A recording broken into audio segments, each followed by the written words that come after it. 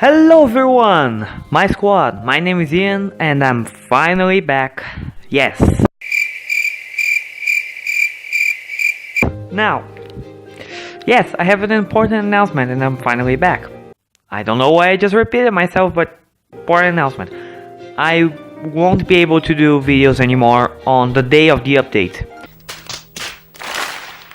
So this is going to become a new series. This series is going to be called This Week on Kingdom Hearts Union Cross. I don't know if someone already does that, I'm not really sure. However, this is how it's gonna have to go because I simply don't have time to go to school, go back to my house and make the video on the day. I get really tired after school. Not because I do like physical exercise or whatnot, it's because homework, chatting with people, like relationship with my friends and whatnot, it's all like different for me and I need to watch out for that and I want to focus on that. But I can make videos, but I do record videos during the day of the update. You will see some clips from the previous days, right, while I chat right here. So, this week we had, on May 12th, the Square Enix officially announced the SP Attack bonus campaign and more. This campaign will last up until May 25th, and not only did we get a special attack campaign, the Metal Storage Capacity campaign has also returned, which means that now from 900 we can increase our storage capacity to 1200, and the price to expand your storage is 50 jewels, not 100 anymore. The special attack bonus campaign, which is quite obvious, increase experience points and decrease money costs, which is also common. Then they had the Key Art 7 falling price deal. Now this may be the best deal in NA so far. There's only one thing from keeping it from being the best deal on all of Kingdom Hearts Union Cross, even better than most of JP's deals.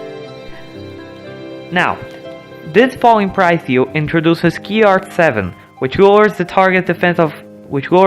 defense of all targets by 1 tier for 2 turns, and deals more damage to lower the slot number. So in slot 1, 2, and 3, it's going to do wonders for you.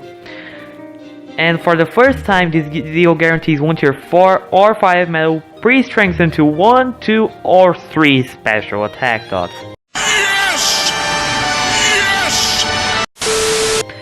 This lasts up until May 22nd, and this is amazing. The first draw costs 3000, the second 2500, the third 2200, fourth 2000, fifth draw onward 1900. And you will always, if you get Gear 7 boosted, it will have 1000 more base strength and defense. And you will always get a tier 4 or 5 with dots. Now, if you manage to have one copy of Key Art 6 and Key Art 7, or have a Key Art 6 gilded, or have a Key Art 7 gilded, you will get all Organization 13A medals with 5 dots filled, and a Scrooge medal with Attack Boost 3 Max and SP Attack H2. This is really amazing if you pull a lot, but however, there are only a few Organization 13 medals that I think are worth it, which are on screen right now. These are the only good ones because they are mostly good attackers. The rest all depend on something or extract HP, and it's not really the best.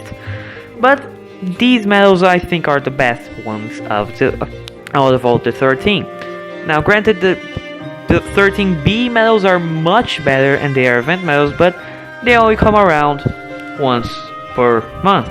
Which leads me to Lexia's 13 event. Now, people were really scared on May 12th because people saw the JP version and there were level 555 enemies in this, and people were like, oh no, they're not gonna nerf this on innate, we're gonna die, we're not gonna be able to get Lexia's B. But they did nerf it. Now, only one problem. Lexia's B is an amazing medal. He's a reverse power medal, cost 5 single target, tier 3, that deals 11 hits and inflicts more damage the higher the slot number, which means he deals more damage in slots 4 and 5. This is different from JP, in which JP only In JP, he is the power version of Zaldin B, which means that he only deals more damage on the 5th slot.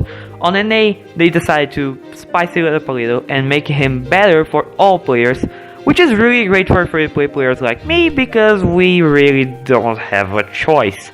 He is the best reverse power medal that we free-to-play players have ever gotten, because the last free-to-play power medals we ever had were playing cards and Queen of Hearts. Yeah, so yeah, not really a great deal lineup that from previous medals, but hey, this is really good. This is a really good medal. Now the problem is that I did record the whole event. I did record myself guilting him. I did record myself showcasing him, and guess what?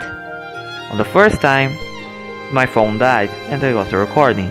On the second time, the recording was too long and my phone couldn't save it. So, and I didn't record in time again because the event just ended yesterday. So I have literally no footage of me completing all 13 quests. But I did, and I'll prove it to you showing my guilted Lexius B. Because I don't have any Mickey and Bruins to put on him, I used my last two on my Sardon and Goofy B, as you may remember. Next up, we did have a maintenance on May 12th. Oh, sorry, May 15th. We did have it. I'm really not sure what they updated, but they did update something, which is good, always good. Now, next up, Aladdin's High Score Challenge. This High Score Challenge is being kind of sad for me. This is going to last up until May 22nd, so it ends at the same time as the following prize deal for KHUX 7. You can get the Aladdin Genie medal and the Aladdin Abu medal. The Aladdin Genie medal is an upright magic tier 4 KHUX 3 single target that deals 13 extremely powerful hits, raises power and magic base strength by 2 tiers for 2 turns. This is obviously a medal meant for Mughal Glory, the second slot. This is not bad, this is a good buff. 2 tiers for 2 turns of strength, of power and magic is quite good.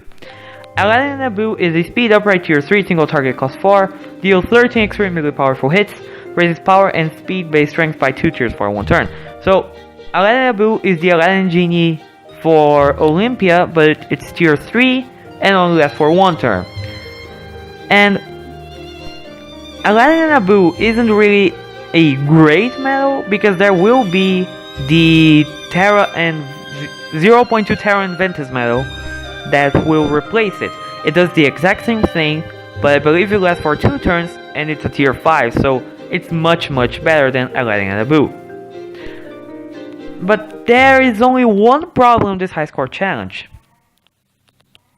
which is this. Now, the tier 2s, no problem. It was very high in Tonsora, I was expecting him. Tier 6 and 7, was expecting them. The problem is these two! Illustrated Roxas and HD Namne broke my chance of getting on top 5000. I am not joking. If they weren't as percentage boosters, I would be able to get Aladdin and Genie. But because of them, I won't be able to get Aladdin and Genie, which makes it kind of sad. I mean, VIP medals will always be in the high score challenges. I have come to accept that. The tier 5 or 4 that is introduced in a banner will always be in the high score challenge. That is easy to get. Actually, my party has people that get that, so I'm always good. But adding medals from the previous high score challenge as buffers, percentage buffers, is not good for free-to-play players, because a lot of people have pulled these, and which means that they already have an advantage over free-to-play players, which is not good, especially for me, because I was having to run a setup with these 3 medals right here, and I won't be able to get to top 5000. I'm gonna show you right now. As you can see, my score is 6,915 and 75. You may be thinking, that's a really good score. The maximum points you can get to get all the rewards is 7,250,000, so you're really close. You should be on top 5000, right? I should. But due to HD Namine and Illustrated Roxas being percentage boosters, I'm at 7,116th place. Which is kind of sad because even though I haven't seen much of Valerian Genie, for some weird reason people in JP don't showcase them. I have no idea why. But they seem to be a really good medal. They are good magic. They are good magic single target medal. They are good power buffers. They're good magic buffers. And I would really like to have them, but unfortunately that's not gonna happen because HT Namine and Illustrated Roxas are percentage buffers. And I could try setup that only involves Vexen B, 3 buffers, Tyree, and a 21% booster that takes me 15 hours to beat. But RNG is not always on my side, and I will most likely die. These two medals here have literally cost me the 5-star challenge, which I know I'm sound kind of grumpy, but it's just sad. Like, I know you won't be able to get all the rewards in all high score challenges, but when you are going really well on high score challenges, like me, I have been getting all the on top 5,000 consistently, except for the Cinderella Jacques, which I didn't really care, so I wasn't bad. But this medal, it could have good uses for me, but since people pulled a lot for these two the last time on the last high score challenge, making mini ones, I just won't be able to get them. And this kind of makes me sad because I'd like to try to have them.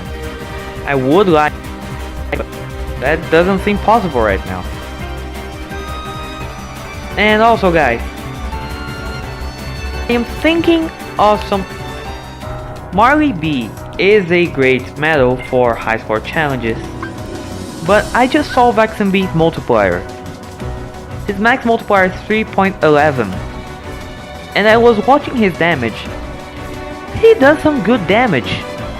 Like seriously, he does some really good damage, especially since he's 1 cost. With an attack boost 3, he could practically replace Marley B on my high score challenges. Now I know this has a 3.0 slot reverse speed. But the thing with Vexen B that also benefits him is that he also raises speed and magic based defense, which is something that's really good. He has the potential of being a great high score challenge medal. Now, speaking about high score challenges, you may notice that my jewel count is way lower. And the reason why is because I pulled from this banner, from the Falling Price deal. Oh, also we got skills to thrill with attack boost 3 max, second chance attack boost 3 and Lux plus, and ISP attack H1, but whatever. People aren't going to pull that much from this. And I did do 2 pulls, and I'm going to roll clip right now. Well, let's see what I get. I mean, I'm not going to spend some jewels from now on. I am going to try to save them up, but I'm quite curious. Let's see what I get. Okay, it's an upgrade. Let's see. And we get another Illustrated Ventus. He's 3-dotted. Guys. Wait. He's 3-dotted, guys. Okay, you know what? Let's do this. I'm going to save up jewels anyway, so this is the last pull. I hope I don't regret this. Please. Okay, another upgrade. Let's see what it is. I'm hoping for the best, which I don't know what it is. Ooh, KR2 with 2 dots. Okay, and I got another Cloud. Another Lee. I think I can guild him now. Another Neo Shadow. Lumiere, I can reroll guild on him. And I can guild my Wisdom for Sora. This was not bad, okay. Now, as you can see, I got a 3-dotted Illustrated Ventus and a 2-dotted Key Art 2. Which is why I have them in this app right here.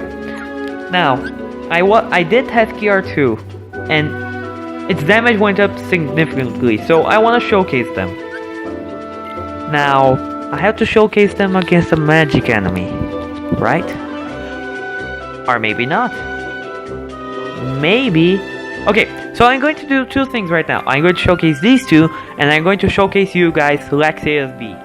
I'm going to showcase them on the Ready Red Trio because these guys already have the buffs themselves, so this makes it easier. And unfortunately, no, the Jack and Sally is not from our party. I wish it was, but it's just a random Jack and Sally I found during, well, raiding. Now, let's go. This enemy is also really good for showcasing medals. Since they are already debuffed, the medals do more damage. So this is just an idea of how powerful your medals can be. Tyree. Let's see how much Illustrated Ventus does with his max multiplier and non-guild. And remember, he doesn't have chips, so that's something that also factors in. 7,000. If he had chips, he would probably be at, I would dare say, 12,000 damage per hit. Okay, let's see KR2. 17,000. I was testing it out on the level 420 Proud Plus quest, and it was doing 14,000 damage per hit, so this is quite a good representation of how strong KR2 is. And this Jack and Sally doing 24,000 damage per hit, I don't need to say anything about that. Baby! Just love the little detail. Okay, let's test them out on the second turn and see if they are any stronger. Okay, third turn is going to be the turn with the most buffing, I believe. And the good thing about these rats is that they don't really have a chance to kill me, so this is really great.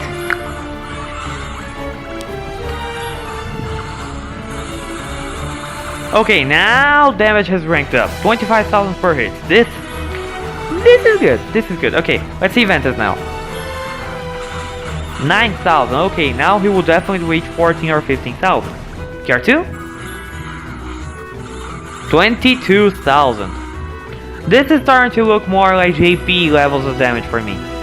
Okay, let's see.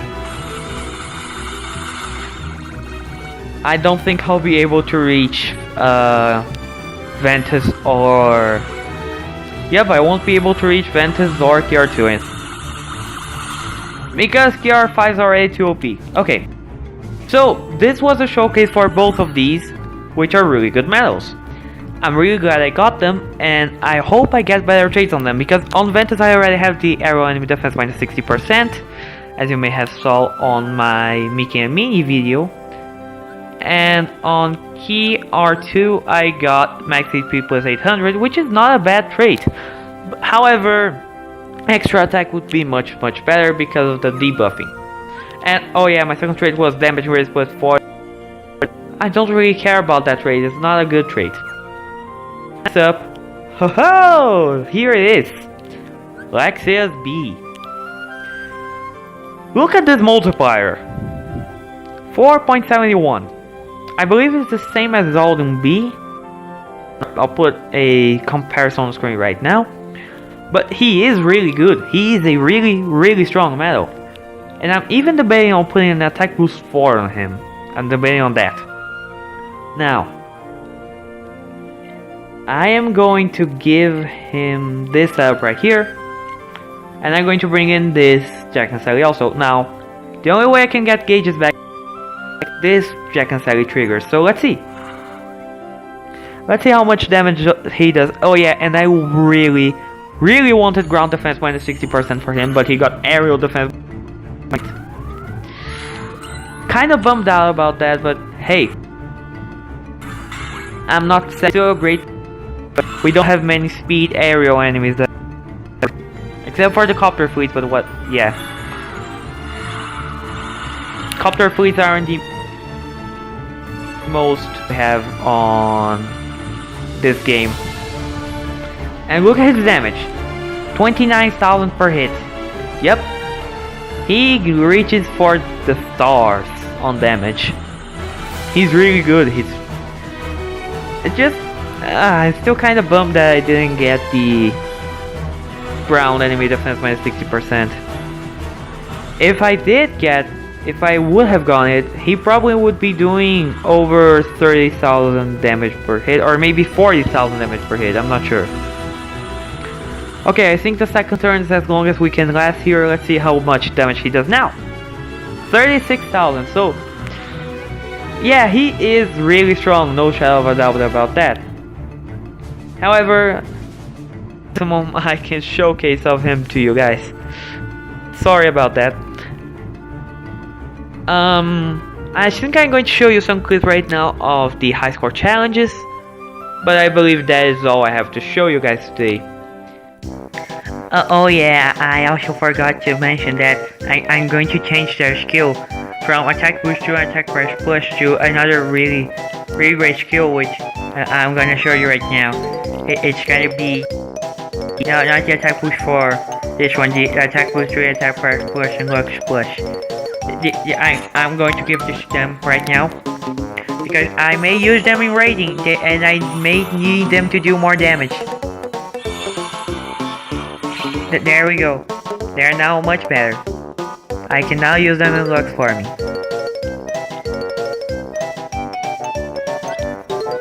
And this one I'm still waiting for Yugi. Imagine Yugi copying these for double the Lux and double the attacks.